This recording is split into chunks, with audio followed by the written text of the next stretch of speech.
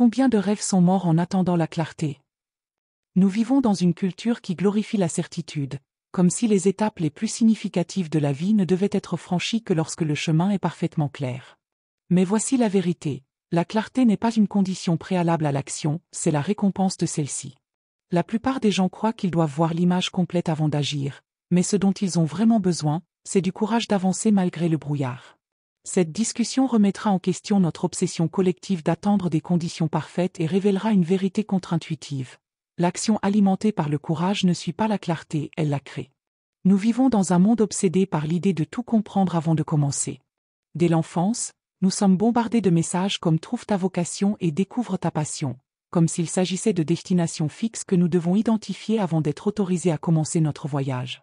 Le système éducatif renforce ce mythe en nous apprenant à planifier méticuleusement avant d'agir, choisir une spécialité, tracer un parcours professionnel, suivre les étapes prescrites pour réussir.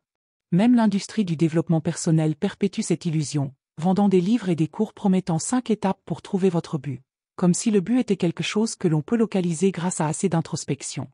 Mais ce conditionnement culturel a un coût. Lorsque nous croyons avoir besoin d'une clarté totale avant d'agir, nous tombons dans la paralysie par l'analyse. Nous nous disons que nous sommes responsables en attendant plus d'informations, alors qu'en réalité, nous habillons simplement la peur avec les vêtements respectables de la prudence. Le chercheur d'emploi continue d'étudier les options de carrière au lieu de postuler. L'aspirant entrepreneur perfectionne son plan d'affaires mais ne lance jamais. L'artiste attend l'inspiration au lieu de créer. Ce qui se fait passer pour de la sagesse est souvent juste de l'hésitation déguisée, et pendant que nous attendons la certitude, les opportunités nous passent sous le nez. Les personnes les plus réussies de l'histoire ont rarement commencé avec une clarté parfaite. Pensez à comment Steve Jobs a abandonné l'université et s'est retrouvé dans un cours de calligraphie qui a plus tard influencé la typographie d'Apple. Ou comment Oprah Winfrey a commencé dans les infos locales avant de découvrir son don pour la connexion. Ce n'étaient pas des chemins méticuleusement planifiés, c'étaient des voyages d'expérimentation où la clarté est apparue grâce à l'action. Ceci n'est pas seulement vrai pour des exemples célèbres. Partout où nous regardons, nous trouvons des gens qui ont découvert leur direction en bougeant, pas en attendant. L'enseignant qui est devenu chef après avoir essayé un cours de cuisine. L'ingénieur qui a lancé un projet secondaire devenu une entreprise. La boucle de rétroaction est universelle. L'action mène à l'expérience, qui mène à la perspicacité, qui construit la confiance, qui crée la clarté. Chaque étape nous apprend quelque chose de nouveau, ajustant notre parcours en temps réel. L'essai et l'erreur n'est pas un échec, c'est ainsi que nous apprenons ce qui fonctionne. Un enfant n'attend pas de comprendre la marche avant de faire son premier pas, il trébuche pour devenir compétent. Le même principe s'applique tout au long de la vie. Le courage ne consiste pas à n'avoir aucun doute, il s'agit d'avancer tout en les portant. Le courage est le moteur du progrès. Comme tout muscle, il se renforce avec l'usage. Chaque fois que nous faisons face à l'incertitude et agissons malgré tout, nous développons notre capacité à gérer l'inconnu. Alors que la clarté peut nous dire où aller, le courage nous fait bouger en premier lieu. Il y a une différence cruciale ici. La clarté justifie l'action, mais le courage la crée. Cette distinction est importante parce que nous attendons souvent une certitude émotionnelle qui ne vient jamais. La vérité est que vous ne vous sentirez jamais à 100% prêt pour les grands sauts de la vie.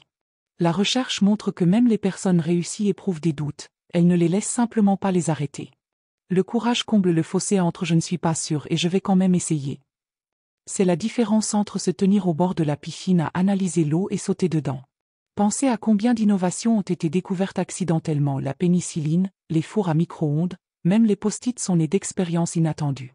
Si leurs créateurs avaient attendu une clarté parfaite, ces percées n'auraient peut-être jamais eu lieu. Il en va de même pour la croissance personnelle. Nos découvertes les plus importantes viennent de l'engagement avec la vie, pas de l'attente en coulisses. Pour sortir du piège de la clarté, nous devons reformuler nos questions. Au lieu de demander quel est le bon choix. Ce qui suppose qu'il existe un chemin parfait, demandez qu'est-ce qui m'intrigue, ou qu'est-ce qui me fait peur de manière excitante. Ces questions nous font passer de la paralysie à la possibilité. Nous devons aussi redéfinir le succès. Plutôt que de nous mesurer à avoir réussi, nous devrions demander « ai-je agi malgré la peur, et que ai-je appris ?» Cela transforme chaque résultat en données précieuses. Le scientifique ne considère pas une expérience ratée comme du temps perdu. Elle élimine une possibilité et le rapproche de la vérité. Nous devrions voir nos vies avec la même mentalité expérimentale. Créer un biais en faveur de l'action signifie embrasser le mouvement comme sa propre récompense. Tester des idées via de petites expériences. Explorez différents intérêts sans engagement. Itérez en fonction des retours réels plutôt que de plans hypothétiques. L'écrivain qui écrit quotidiennement découvre sa voie plus vite que celui qui attend l'inspiration. L'entrepreneur qui lance un produit minimum viable apprend plus que celui qui perfectionne un plan d'affaires. Pour cultiver le courage, appliquez la règle des 10 secondes. Quand une idée vous excite mais vous effraie, agissez en 10 secondes, appelez cette personne, inscrivez-vous à ce cours, publiez ce post avant que l'hésitation ne s'installe. Ce court-circuitage du doute crée un élan immédiat. Les défis de micro-courage sont un autre outil puissant. Ce sont de petites actions quotidiennes qui étirent votre zone de confort. Engagez une conversation avec un inconnu, partagez une opinion impopulaire en réunion, ou publiez un travail créatif. Comme un entraînement musculaire pour le courage, ces petits efforts vous préparent à des défis plus grands. Enfant, tenez un journal de courage. Notez ce que vous avez essayé chaque jour, comment vous vous êtes senti et ce que vous avez appris. Avec le temps, des modèles émergent, vous verrez comment des actions que vous redoutiez sont devenues plus faciles, comment les échecs vous ont plus appris que les succès, et comment la clarté est née de l'engagement plutôt que de la contemplation. Ces preuves documentées deviennent du carburant pour des pas en avant plus audacieux. Le chemin ne devient clair qu'à ceux qui acceptent de le parcourir en premier. La clarté ne précède pas l'action, elle la suit. Et le pont entre elles est toujours le courage. Nous avons démystifié l'idée que la clarté doit précéder l'action. La vérité est bien plus libératrice. La clarté n'est pas une condition préalable, c'est la récompense d'une action courageuse.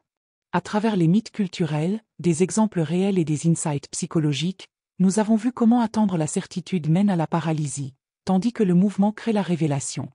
Voici la simplicité profonde au cœur de tout cela. Vous n'avez pas besoin de voir tout le chemin, vous avez juste besoin de faire le premier pas courageux.